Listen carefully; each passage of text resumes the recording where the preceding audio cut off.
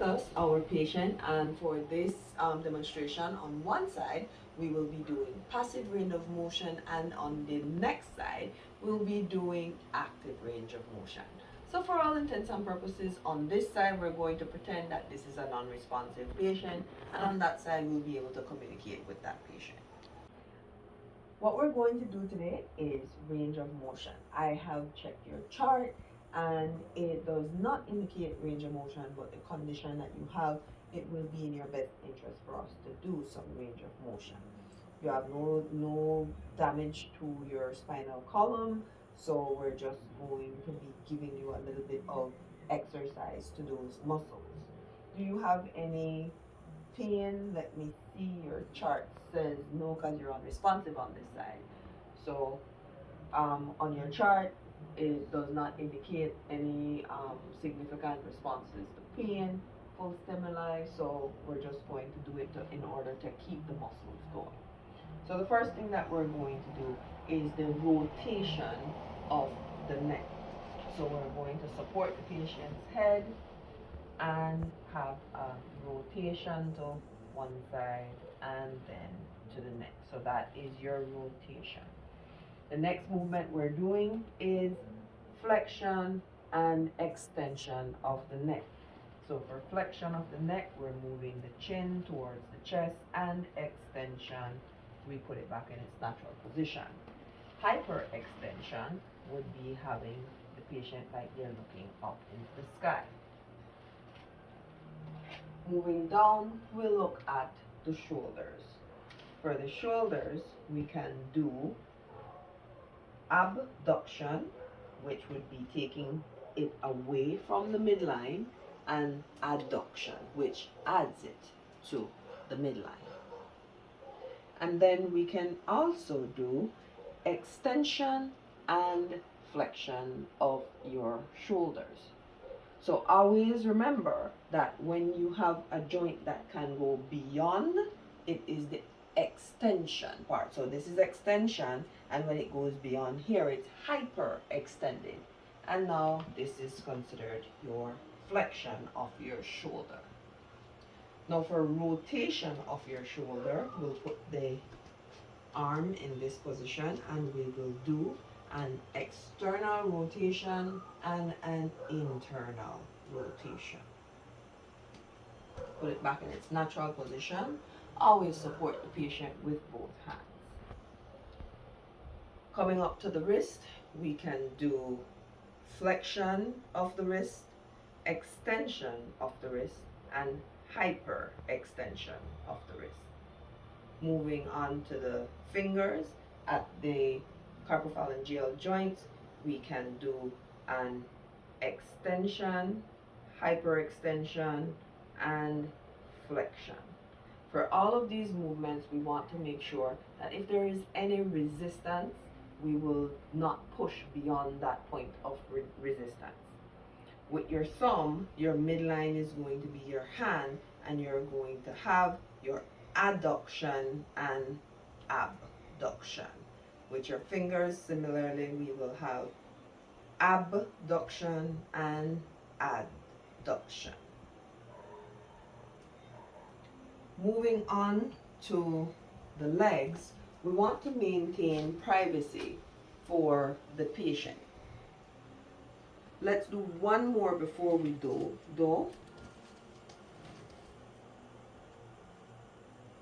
Then we're going to do the supination and pronation of the forearm. Supination and pronation. Then we want to do the legs. Moving on to the legs, we will only expose what is necessary. So you expose the area that you are about to work with, and put yourself in a position where you will not be having poor body mechanics. We're doing both the hip joint and the knee joint at the same time. For flexion, we're reducing this angle, and for the knee flexion, we're reducing that angle. So here we go. That's flexion and extension, where both angles are now increased. We can also do adduction for the hip, where we cross the leg across the midline, and abduction, where we pull it away from the midline. Moving down further, we can look at the ankle, and we can do the dorsal area, the dorsal surface of the foot. If we reduce this angle, it is considered dorsiflexion, and this is the plantar surface of the foot. Reducing that angle is a plantar flexion. Your patient can also be asked to do an inversion of the foot, where the ankle is then twisted inward, or an eversion of the foot, where the ankle is twisted outward. Your toes can also be flexed and extended, abducted and adducted. So now, completing this side as a passive patient, we are going to go on the other side as an active patient.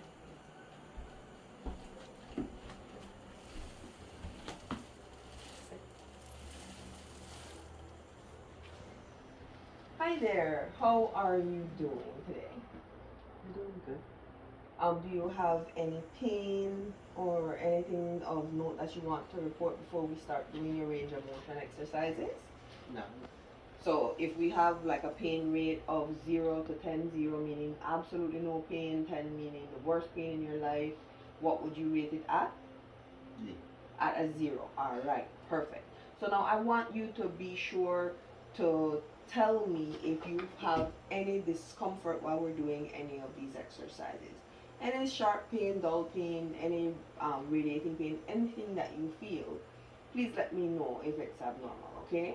So the first thing we're going to start with is your neck, because we will work cephalocaudally from your head to your feet. In rotation of the neck, you would take your chin and turn it towards your shoulder. And now you're going to rotate over to this side. Come on. Perfect. And now we will do flexion and extension of your neck. Flexion, you are going to reduce this angle, put your chin to your chest, and extension returns it to its natural position. For your shoulders, we're going to do flexion and extension as well. So we're going to do extension by taking your arm all the way up, and flexion by bringing it down. We can also abduct and adduct this shoulder. We are going to adduct by crossing your arm across the midline, and abduct by bringing it out. And now we can do a rotation of your shoulder.